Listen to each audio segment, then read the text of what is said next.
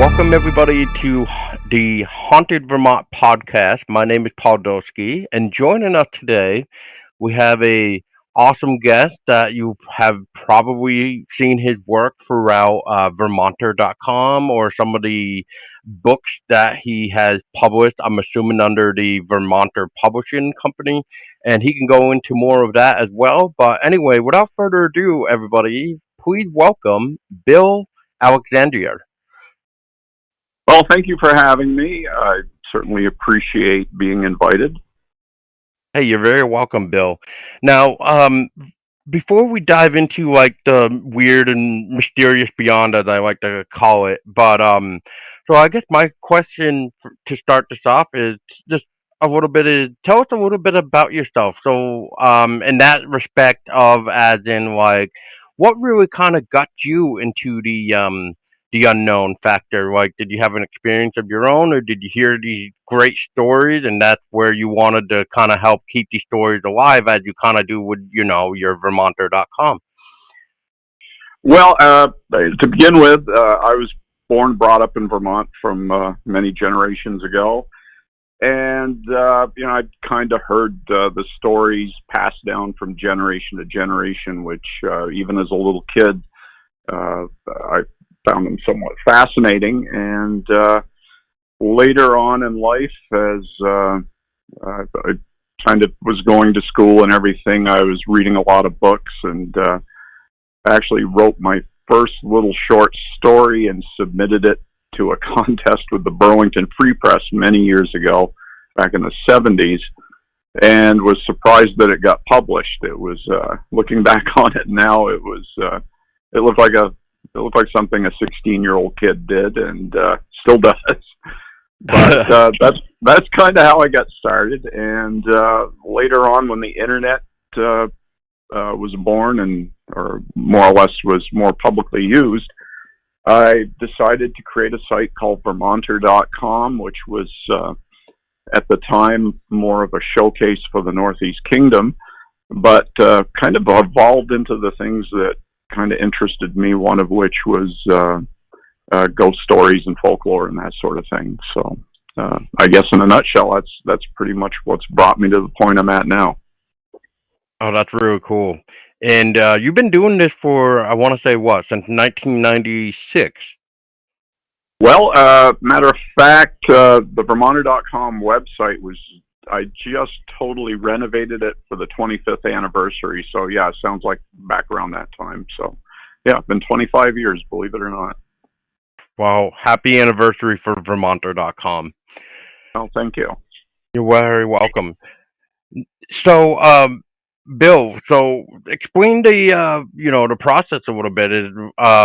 Did you hunt down these stories that you added to the site a little bit, or did people, or should I say, like visitors that went to your site, like submit it to you? I know, like we all know Joe Citro as well and stuff, but in this factor, like, how were you collecting the stories?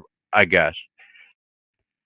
Well, I mean, before when I discovered Joe's books, I mean that was like that was like the fountain of dreams, I guess, when I found all of this material all in these books, and it was just presented so fantastically by Joe, and that years ago was a big part of thinking, well, I want to look into this a little bit more. So as I developed Vermonter.com, I was meeting people and going into other towns and hearing things. So I thought, wow, this is kind of cool. So, and another one was Scott Wheeler from the Newport area. He also has a lot of good historical stories, though he does tend to shy away from the ghost stories. He thinks it's a lot of bunk. But he has a lot of good, unusual history that has gone unexplored. So he's been an inspiration, and he's also been a very good colleague. We kind of collaborate back and forth. He lets me use a lot of his stories and so forth, and then sometimes I dig a little deeper into them and expand upon what he provides. Same with Joe, and also a shout out to some other people in the area like Chad Abramowitz, who has some equally fantastic stories to share on his blogs and website. And so again, we are all in this kind of a strange network. We kind of collaborate back and forth and share notes and drink coffee and all that fun stuff. And yeah, it's nice to share this with people with a common interest, I guess. Yeah, and that's the thing with Vermont. I find is we really do tend to like the spooky side of Vermont, as I may say, because we're always interested to, if I may say, like learn more and actually visit the places as long as they are allowed to visit. Like I know with some of these haunted locations nowadays, it just takes one person to really ruin it for everybody else. Which a good example would be like Emily's Bridge. What was it back in 2014, 15? I think it was is when they did the curfew on that place, and that if the police saw you over there after dark, that they would fine you and everything else. Exactly, and unfortunately, there seems to be a lot of that sort of thing, and especially talking with Chad about his urbexing. What kind of started out as a sort of a thing where he's exploring places. He's kind of on the shady side of, maybe I'm trespassing, but maybe I'm not, but in such a way that he's not being intrusive. But yet he said that he kind of started backing away from it because too many people were then going to the extremes. And a good example is the Air Force Base in New Haven, where they were reading about his work, and then people were coming from out of state and going up and trashing the place and having parties and doing all sorts of awful things. And yeah, that's really a shame that sort of thing is going on. I mean, there's a lot of fascinating stuff out there, and if people would just appreciate it. And another one is the Hyde Manor in Sudbury. Chad and I actually stopped there one day.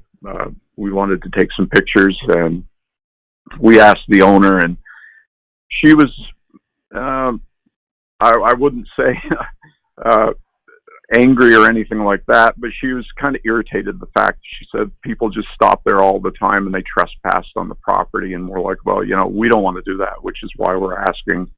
But she said, well, I really would rather not let you on there to take pictures. So off we went, but there have been other people who have really taken advantage of her and trespassed and everything. So she's somewhat hostile towards that, and I can understand it.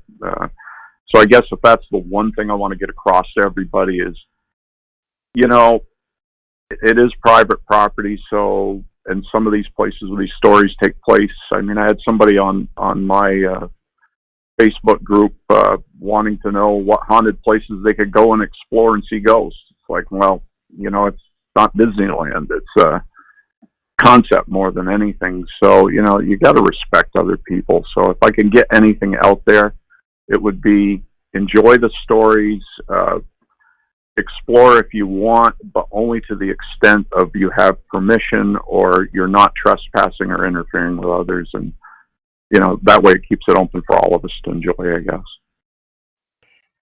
And I'm gonna back that 100% of what you just said, because in that case, Bill, as you probably know, sometimes with abandoned places, that it will lead to the destruction or demolition of the building or whatever it is, and then then that piece of history is gone forever.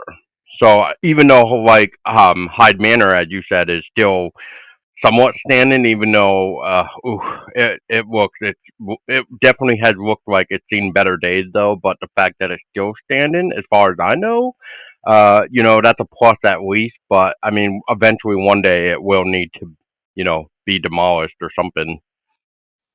Yeah, it's in pretty rough shape now, and last I heard, a huge section of it is collapsed, so it's in really rough shape. But number one, people shouldn't be poking around to the point where they're probably going to get hurt. And No. number two, it's just pissing off the owner is not cool. So Yeah, yeah, and to bring up another story that I talked with another friend of mine on the show here, we were talking about Honto's Cave in Chittenden, which that also lands on private property, and because of people going to party, graffiti, the rocks, and this and that, yeah, they're the owners there um, don't even want to be associated anymore. They don't want to be asked, they just want to be left alone. So yeah, so that's a shame because I've Exactly. never, yeah, and I never had the privilege to really see Hondo's cave. So now I don't think I'll ever get a chance to. So Exactly, and that's what's a shame. It really is. yeah, and so I guess continuing forward, Bill is like, um, I know I kind of asked it to begin with, so I guess I'll just go back to the question. But have you ever experienced anything, or has anybody that you've been around ever like experienced anything, whether it be with you or without you? Well, that's the thing. I'm kind of like Fox Mulder on the X Files. I want to believe, Hmm. but I haven't. Honestly, the only thing that even remotely comes to my mind was many years ago. I think I was 12 years old, and my grandmother passed away, and I was out in Wyoming at the time, and her bedroom was across from where I was sleeping.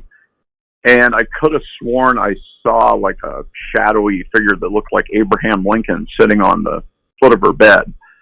And I always kind of dismissed that as maybe I woke up in the middle of the night and was having a dream or whatever. But then Hmm. later on, after my grandmother passed away, I overheard my mother and my aunt, I think it was, talking, and something about when my grandmother was in the hospital. She kept saying, "Get that man off the foot of my bed, tell him to go away," and there was nobody there. So that kind of freaked me out a little bit, thinking back on what I thought was probably a dream when she um, when I saw her that night, when I thought that Abraham Lincoln or somebody with a top hat was sitting at the bottom of her bed. So that's really the only thing whatsoever. Beyond that, I have never seen any evidence. I've never seen, heard anything. So I'd like to believe it, but until I do, I remain skeptical, I guess, somewhat. But I love the stories. Yeah, and that's completely fair. I mean, I used to be skeptical too before I had my own experience, which made me question reality in a way, probably like you're trying to say too. Like, did I really see that? And like, et cetera, et cetera. But I guess in this case, have you actually ever uh went back per se and like dug into any research of the history of the building or anything? Um, like, would your grandma ever? Was she like a relative that maybe could have been part of um where Abraham Lincoln could have been if it was Abraham Lincoln? Well, I don't think it was Abraham Lincoln. I think it might have been some, if it were a ghost, a period of time or something that when they wore top hats or something like that. But it never really, you know, it never really uh, obsessed me to the point of really digging in more. I just kind of, over the years, have passed it off as a sort of a coincidence sort of thing. So, Mm. Yeah, and that's all fair as well. So I guess Bill is like, I know you're trying to keep the stories and et cetera alive. So you've also, as you mentioned, you have like a Facebook group and stuff like that. So what is your Facebook group, and is that like, basically, as you're saying, where people can come in and share their stories and I don't know, bring evidence or something like that? yeah, it's called Haunted Vermont Ghosts, Myths, Folklore, and Legends, and it's a group where I basically allow people to go in and share experiences and things like that. It does tend. I did shut it down for a while because it was kind of getting out on the limb where it was getting a little ridiculous, where people were showing their cat walking by and thinking that it was a ghost, and So things were really kind of a stretch. So I kind of had to put the brakes on it because there's too much speculation and not enough. I don't. I mean, it's you're dealing with a subject that in itself is a little bit obscure, but some of the stuff that was too much about investigations, which to me I've seen ghost hunters and all these things, and I think most of it's a bunch of bunk. I'm sorry, all you ghost hunter fans, but something squeaking or a floorboard or something like that, unless I see a full apparition on one of these shows, I'm just I've had it with that. So, and there was getting to be too much of that, too much investigation stuff, and it's like, okay, show me something. But if you're going to show about creaks and groans and stuff like that, or somebody dropping a microphone, it's like, I'm bored. So I was kind of discourage that off from the group, I guess, and get back to, come out with some good stories. And whether they're true or not, that's not important. If it's folklore, that's cool. Something that's interesting. So, yeah, something to be used around a campfire, I may say. Exactly. Yeah. Exactly. Yeah. And I feel you there, Bill. Like I have one too, just called like Haunted Vermont Sharing is Believing is the way I look at it. Like I've always believed is like I tell people, like when it comes to paranormal, I can tell you flat out that I do believe in the paranormal, that there is something going on in that realm. However, when you start talking to me about cryptology, with like Bigfoot, Champ, stuff like that, I'm more like 60-40 on there. Like I want to believe, and but I feel like if I actually saw a Bigfoot or sighting of Champ or or whatever, I think I would be more apprehensive of believing a little bit more. So, right. but otherwise, I could look at a photo or video and be like, "Oh, this is a great costume," like, exactly. And I hate to say that but it's true. Like, look how much you know, like creature design had become over the last what 200 years, we'll just say, or 100 years, we'll just say, really, and you know, it's it's sad for me to say that, but at the same time, it's like until I see and have my own experience with a cryptid, then maybe then I'll be like, okay, I'm more on the believer side. Right. I mean, and the only creature that I've ever seen, and I have seen one, I've seen a Bigfoot, but he was on the Howard Stern show and he was from Newport, Vermont. Oh, jeez. Matter of fact, they interviewed me on the Howard Stern show about him one day. It was kind of funny.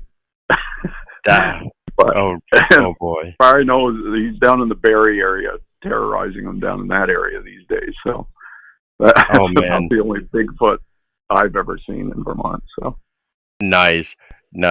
Yeah, and I know that as we crossed the border into New York, we get the Bigfoot on the side of the road anyway, waving to us. So exactly. But yeah, I mean, I would like to believe that there is more out there, but yeah, it's not gonna.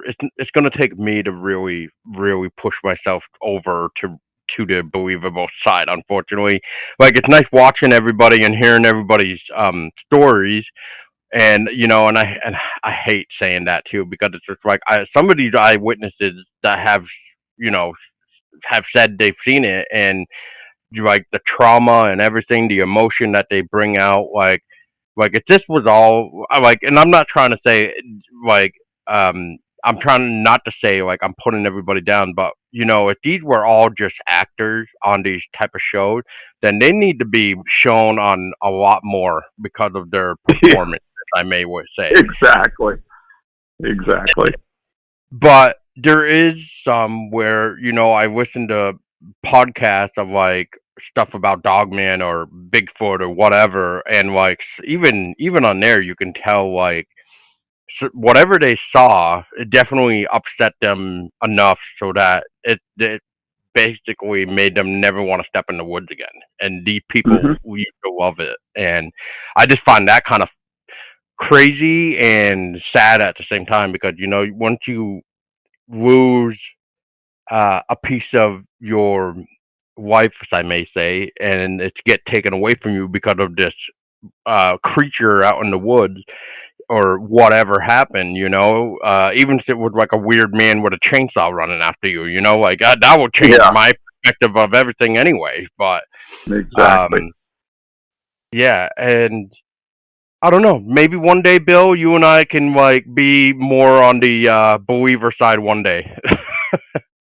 Exactly. And and there's one story that somebody told me several years ago in the Bristol area, something about the red-eyed lady, which was on this road where it used to be a house of ill repute many years ago, and something about witchcraft or ghosts or something on this road caused a lot of accidents or whatever. But I tried to look into that, and I never came up with anything. But the guy I spoke with swore up and down that people knew about it, but I couldn't find anybody to elaborate on it. So, but those are the kind of things that get me interested. I hear something, and I want to hear more. And I think that's what Joe Citro does a lot too. He hears things, and then he investigates whether it's a worthwhile story or not. So that's kind of the tough part is, when you hear something that's kind of tantalizing, and then when you try to dig further, it's really limited as far as what you can dig up. Oh, I see what you're getting at. Yeah, it's always good to hear the story, and then if it can be backed up by proof, whether it be a newspaper article or more than one person that has heard or seen, yeah, make the story more Hmm. validated. Maybe is the word I'm trying to think of. But anyway, that's like a couple stories that I used to hear. So in Chittenden, I don't know how familiar you are, Bill, with Vermont at all, but like Chittenden area. Yeah, I haven't been around that area very often. No. Well, there's a cemetery there off the road to your left that you're kind of going into town. It's called Baird or Bard Cemetery. I forget how you pronounce it. Hmm. I've heard it both ways, and I still know what the people are talking about. So, supposedly that cemetery had the story where if you drive by at a specific time in the night, one of the gravestones almost like is lit up. It's almost like there's some invisible light that lights up the gravestone. And I've never seen it. I've tried this Yeah. theory many times. So, Yeah, there's uh, a lot of those kind of things like Black Agnes in Montpelier and things like that. So yeah, I know what you mean. oh yeah, sitting on her lap, and then you by sitting Yeah, on her lap, you die within 7 days, or something horrific happened to you. yeah. From what I've heard, a lot of stoners have been doing it, and they're still alive and smoking. So Yeah, that's what I've heard too. So, still though, either way, like that's a weird um statue, and oh man, I know I'm trying to think of a presentation. I guess will be for the lack of a better word in here, but where Black Agus is, the presentation of that uh gravestone, it is very interesting, and I actually went there um last summer during like a pretty cloudy afternoon, and it was kind of rainy and stuff, and it is weird. Like, I will say that the statue does give off a really interesting feeling. Not like death or anything, but it just like it does give off a weird feeling though. So there's got to be something more with this story, the story yeah. or statue, for Well, it sure. might have to be with the fact everybody calls it Black Agnes, but actually, the dude looks like a lady. It's a guy, Yeah, it's not the not a guy. woman. People Nope. think they call it Black Agnes. They think it's a woman, but it's actually a man. Yeah. Did you actually know that there's two other statues of supposedly like this Black Agnes elsewhere in the United States. The only one I can remember right now besides Vermont is the one in Illinois. Apparently, I Yeah, know there's I've another heard one. something about that. Yeah. Yeah, I kind of want to reach out to a friend of mine that lived in Illinois, and I keep forgetting. Maybe after this, I'll send them a message. But yeah, I would love to see their version of Black Agnes out there. Yeah. Um, so I guess Bill is like so. Not only are you sharing stories on like the Vermonter and stuff, but you also have these um I don't, oh God, what do I want to call it? Like almost like a book series, I think is the way you put it, like a Hmm. Vermont book series. Tell us a little bit about that. Well, I was approached years ago by a company that a publishing company that was doing these forgotten tales of books, and it was back when I had no idea how to write a book or anything like that, and they kind of talked me into it. I guess because Joe Citro was smart enough not to get involved in it, so it was called History Press, and I think he mentioned that they approached him, but he said no. But I kind of got sucked into it, and I thought, oh, this would be great. I've got a book, and but when I found that I had to put something together, I had a tougher time than I thought trying to come up with some ideas and things to put in it. So it's still up there. It's available. I think it's on Amazon.com, Barnes and Noble, and so forth. And it's got some odd, quirky stories in there. Not all supernatural related, but a lot of really, kind of just offbeat stuff. But the really funny thing is, one of the articles that I didn't even know, I didn't even realize it, but I'd written one article that I found in a newspaper from down in the Rutland area. It was about a guy and his wife that were having some kind of dispute or something, and turned out that the guy was like my great grandfather. And Oh my wow, mother said, "Did you know you wrote about your great grandfather?" I said, "No, I didn't." But that was kind of interesting. So there's that book, and then later on, and when I did that book, I was kind of being under the pressure of the publishing company to do this, do that, come up with this. So after that experience, I said, well, I'm going to just do it myself. So I did a Kindle book called Haunted Vermont. I took some of the stories from that, plus some newer stories, and put it in.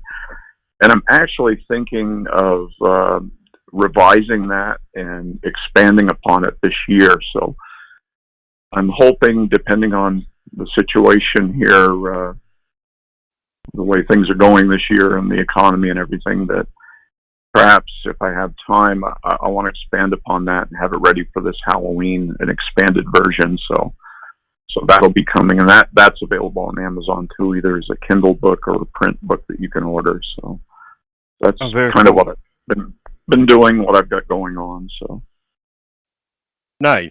Yeah, it's another good way to keep the stories alive because if we just keep telling them and don't write them down, then eventually they're just going to be forgotten tales, and it'd be nice to keep some of these like at least the interesting ones. I mean, we can keep them alive for when our granddaughters, and grandchildren, exactly. whatever. Yeah. So Yeah, exactly. um I'm hoping someday my daughter picks up on this and keeps it alive. But and sometimes it keeps growing. For instance, the Hayden House out in Albany. mhm. I was interested in that way back in like 1976 when I was in high school, and I heard that story. And as a class project, I went with a couple other guys. We went out to interview the last living descendant of that family. His name was Dwight Dow, Oh wow. and we went out to talk to him, and he was a sprightly old guy with uh, his own view of it, and he was totally. It was all bunk and all this, and who told you that? And he was pretty funny, but he said it was all a bunch of baloney. But yet, 10 years after that, I interviewed another lady out in that area that said that she used to stay there when she was a kid, and that she was sitting in the living room one day and saw some man come and sit down, and then he just kind of disappeared. And Wow. so I added to that story on my website, and to this day, I mean, somebody else from up in the Albany area, Scott Wheeler, put me in touch with him, and I added his account. So that's a story that's been growing and growing for many, many years, and I've helped perpetuate it myself over the years. So you never know. Wow. That's the kind of thing I like doing. I like to just take these legends and things. But one thing I do want to emphasize, though, is it is a private home these days, and the people that live there now do not want to be bothered. And yet people go out and take pictures and try to ask if they can come in and look around and take pictures. And I guess the people are not happy with that at all. So that's another situation, sort of like the Hyde Manor, where people are getting a little bit too pushy and intruding upon other people's rights, and I really wish they wouldn't do that. Yeah, no, people need to stop doing that. But what we need to do is we just need to figure out a way to get them to stop doing that. Which I don't know how we're gonna do that, but if that means curfew, security, even though security will be quite expensive, because it's not like we can have security cameras, because once people know where they are, they're just easy to take down and never seen again. So then you're wasting money putting up security cameras. Um, yeah, there's always something going on. Kind of like going back to like Emily's Bridge. I went there I went there and had our with my old paranormal group, and we had quite a bit going on that night when we went. Um, we were testing theories out of what we've heard and stuff like that, like your car getting scratched, you getting scratched, stuff like that, and I ended up getting scratched and could not figure out how, because I wasn't like leaning up against the bridge or anything. I made sure I never touched the bridge like with my back. So wherever these mysterious marks came from had to have been from the bridge itself somewhere. So whether it be from Emily or something else, I don't know. Um, so I have my own stories for sure, but I mean, going back afterward, hearing that there's now a curfew, there's like a $25 fine, which I'm like, I'm like thinking to myself, that's it, like a $25 fine. Yeah. So, I mean, and I think Joe Citro debunked that story anyway. That apparently it was he found out that it was a school teacher just made up that story, and so it may be something totally different going on. If there are really something with that bridge, it might be something totally different. But apparently, the story that everybody reads and believes is total fabrication, I guess. yeah, that's what I've heard, but I find it very weird, like actually going there myself and experiencing what I saw. So there is something there, whether it be like it could be something else, yeah. But according to Joe, there's no Emily. That was all a story. But it could be something else. Yeah, for sure. Well, I guess the reason why I say that is because like when we first got there, we were taking pictures and we just happened to see we captured what seemed to be this lady in a gown almost pointing in the direction we just came. Mm-hmm. So we're like, okay, this is weird.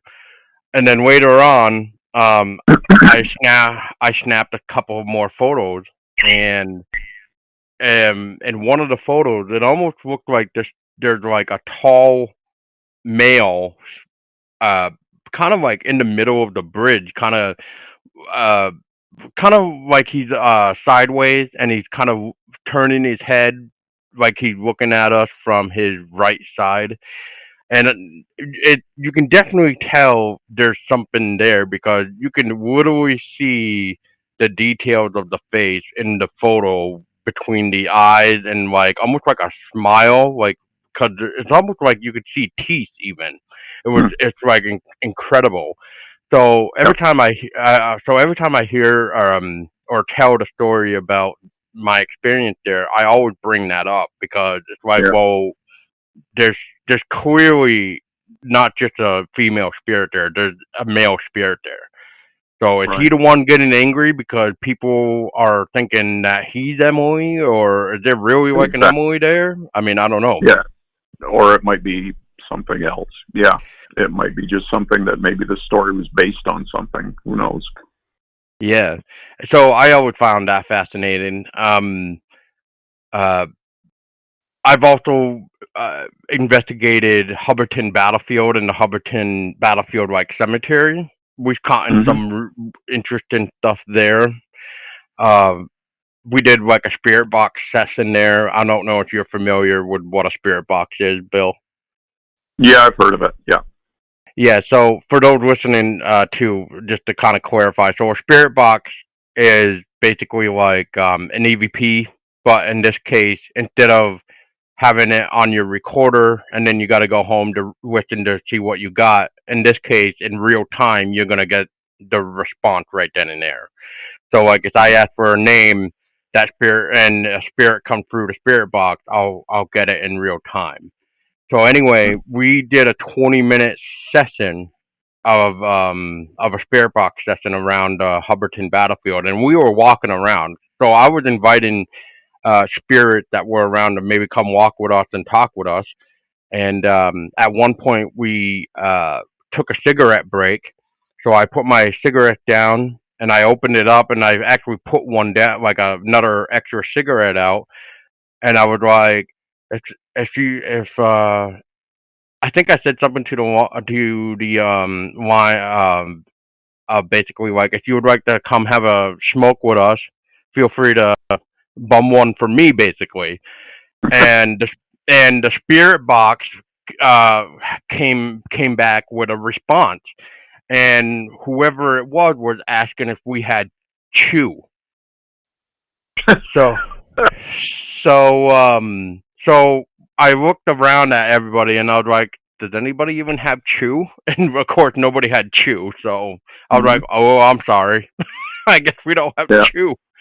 Lucky So girls.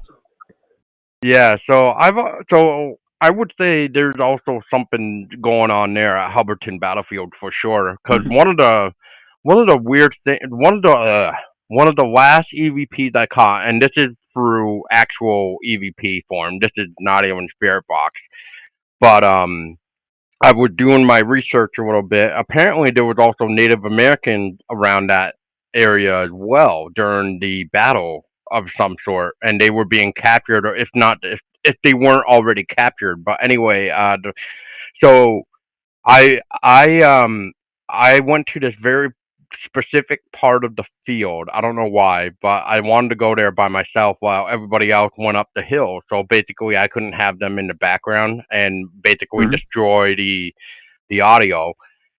And the one of the last questions I asked was, I basically said, "Were you scared?" Meaning, like, like I was trying to say it as in like a soldier form, or if there was like somebody who was captive.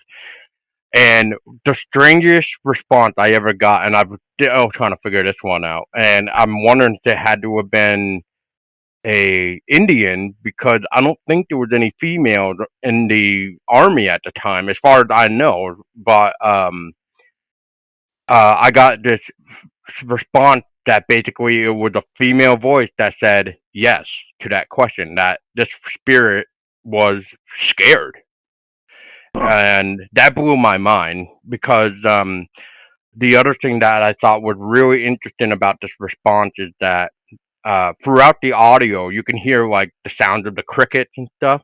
But when this response came through, it was almost like this entity had enough energy to kind of quiet the cricket just so she could be heard. Yeah. Huh. Yeah, it's so I have put tons of interesting stories, Bill. So Well, that's good. yeah, yeah. So but I guess, Bill, before we kind of wrap things up and stuff, just a little bit, is there any fascinating stories that you have that you would like to share that you've heard? Like, is there any favorite ones that you like? Oh, that's like asking what's your favorite kid, I guess. There's yeah, there's I don't, there's so many interesting things. It would be hard to pick one, and But I guess the ones I'm most fascinated by is the story of the grave in New Haven, where the guy, Dr. Timothy Smith, had himself buried with a bell and a chisel and underneath the glass and all that. That one I've always kind of found a bit fascinating, and of course, along with the Hayden House and a lot of the other ones. So it's kind of hard to pick my favorite, I guess. Yeah, I actually just visited Tiffany Clark Smith's grave last year, actually, and what a interesting sight. And then I actually got out of work early last week, I think it was, and we went back to take some pictures again. So yeah, that place is always fascinating with the Yeah, it's a window with pretty a cool grave. one. Oh, Yeah. definitely. Now, Mm-hmm. I've been asked this, so I'm curious, Bill.